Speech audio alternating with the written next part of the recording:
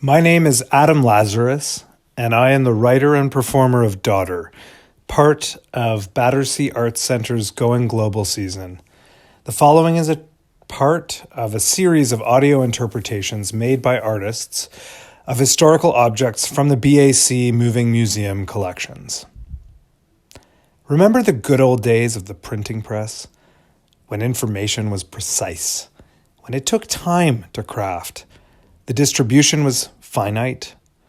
The detailed craftsmanship of the tablet was a marvel, a lost trade.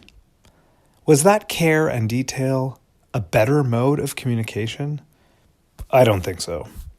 My marvel stops at the craftsmanship, and then I begin to think or daydream about change, literacy, and community. First, let's talk about change and literacy. When the printing press was created in 1440 by Johann Gutenberg, the change was monumental, revolutionary. It fractured the church, helped to increase literacy because there was something to read. The printing press complicated the world view on everything. Moving away from pen and paper decentralized information about everything. The people started to have access to ideas from everyone. Anyone could make a book, and so they did. It's not to say that information was correct or relevant or even interesting, but it was possible to have a voice. Sound familiar, Twitter sphere? When I think about the rapid expansion of information in the 1400s, because of the advent of this new technology, the printing press, I daydream about two things. The first is the excitement one must have felt having access to so much new information. Just imagine a person who had thought one way their whole life about people, places, God. They would read something new in a book, and it would fundamentally shift their attitude and behavior forever. "I read it in a book," they'd cry. The second thing I daydream about sits at the opposite end of the spectrum, and I imagine how difficult it must have been to reconcile and accept all of the new information and voices writing about people, places, God. Change is hard, it hurts, and people don't like it. They resist it with every fiber of their being. Of course, I'm generalizing, but I'm 86.7.9% correct on this. Just watch out for your behavior the next time you get an update on your computer or your phone. Are you irritated by any of the new betterments? Change is hard. My final thought on change and literacy is best summed up by Douglas Adams, author of Hitchhiker's Guide to the Galaxy, among other works.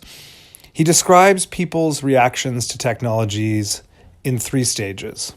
1, anything that is in the world when we're born is normal and ordinary and is just a natural part of the way the world works.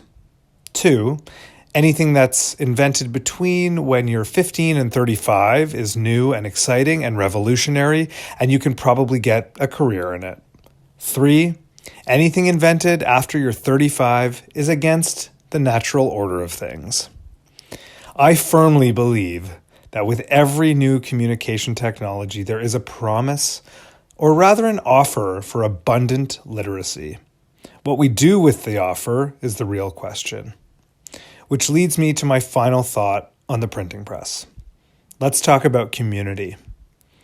In my daydreams, I also imagine people reading something new, hot off the printing presses, devouring the information, and then rushing over to an amazing party where everyone is waiting to talk about the content of the latest publication.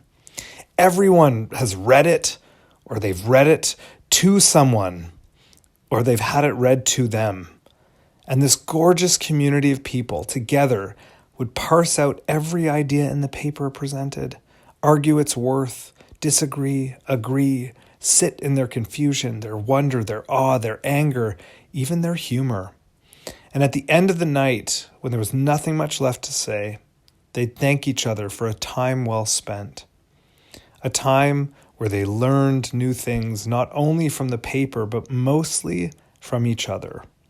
And then they'd plan for the next week when they'd do it all over again.